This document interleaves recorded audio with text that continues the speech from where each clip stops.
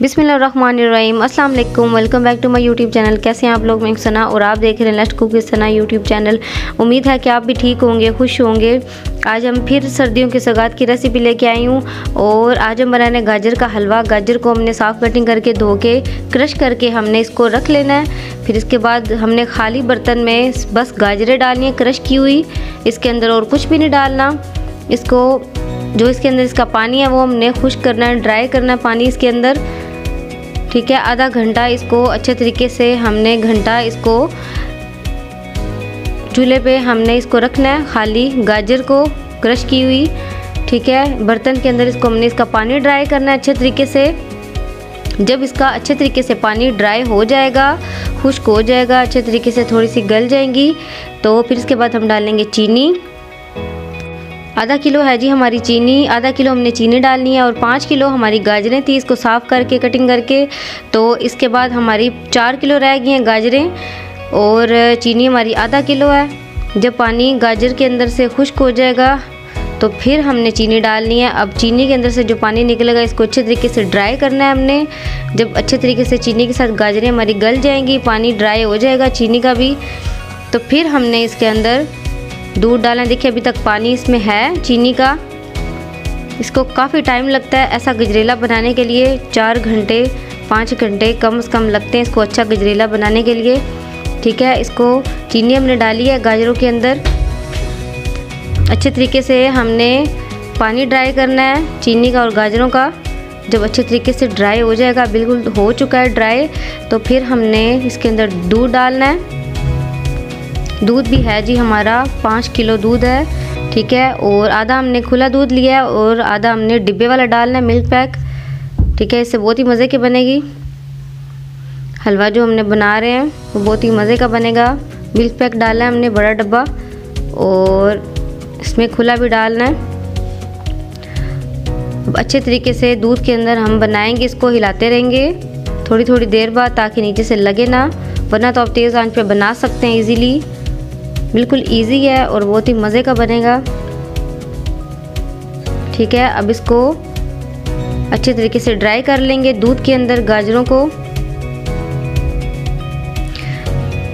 देखें अच्छे तरीके से मैश हमारी गाजरें भी हो रही हैं और दूध भी थोड़ा ड्राई हो रहा है। इसके अंदर मिल्क पैक भी डाल देंगे साथ,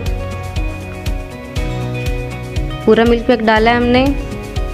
बस ये ध्यान रखना है, सबसे पहले हमने गाजरें डालनी है बर्तन के अंदर, खुश्क करना है पानी गाजरों के अंदर से, फिर चीनी डालनी है, चीनी का भी ड्राई करके हमने फिर डालना है दूध। बस ये आपने ध्यान रखना है, बाकी इजीली है सब कुछ। इसके बाद हमने बादाम और अखरोट इसको डालना है, कुटे हुए थे तो हम साथ साथ वो भी डाल देंगे थोड़े थोड़े। अपनी पसंद का कोई भी मेवा आप डाल सकते हैं। देखें इतना अच्छा सा कलर भी आ रहा है इसका और अच्छे से ड्राई भी हो रहा है। अब देसी घी डाल लें, मैंने थोड़ा सा डाला है, बाकी हमने ज़्यादा खोया डालना है इसलिए मैंने देसी घी थोड़ा सा डाला है, वरना तो आप दूसरा भी डाल सकते हैं, डालडा डाल सकते हैं। बिल्कुल थोड़ा सा 4 चम्मच हमने डाला है इसके अंदर घी, क्योंकि ज़्यादा हमने खोया डालना है इसके अंदर, तो इतने घी की ज़रूरत नहीं है।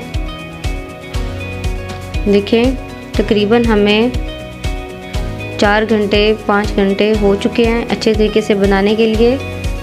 इजीली आप बना सकते हैं, अभी तो सर्दियाँ, बंदा इजीली बना सकता है इसको बैठ के। अब खोया हमने डाला है, आधा किलो खोया डाला है हमने। खोए को अच्छी तरीके से मिक्स कर लेंगे। देखें साइडों से ऑयल ऊपर आ रहा है थोड़ा थोड़ा, बिल्कुल थोड़ा सा हमने घी डाला है। खोया ज़्यादा डालेंगे तो घी इतना डालने की ज़रूरत नहीं है। इसको अच्छे तरीके से ड्राई करेंगे, जब तक ऑयल थोड़ा थोड़ा साइडों से नहीं निकलेगा तब तक हम इसको ड्राई करेंगे। देखिए हमारा रेडी हो चुका है, आप डिश आउट कर लेंगे।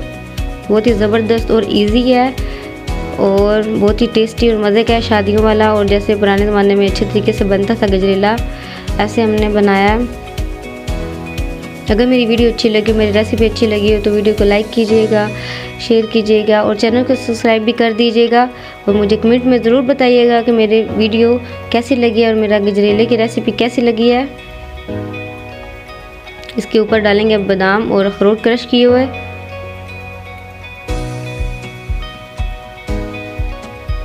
काफ़ी देर बाद मैं आपके लिए वीडियो लेके इसलिए कहा है कि थोड़ी मेहनत वाली अच्छी सी वीडियो लेके आऊँ आपके लिए। Thanks for watching. खुदा हाफिज़।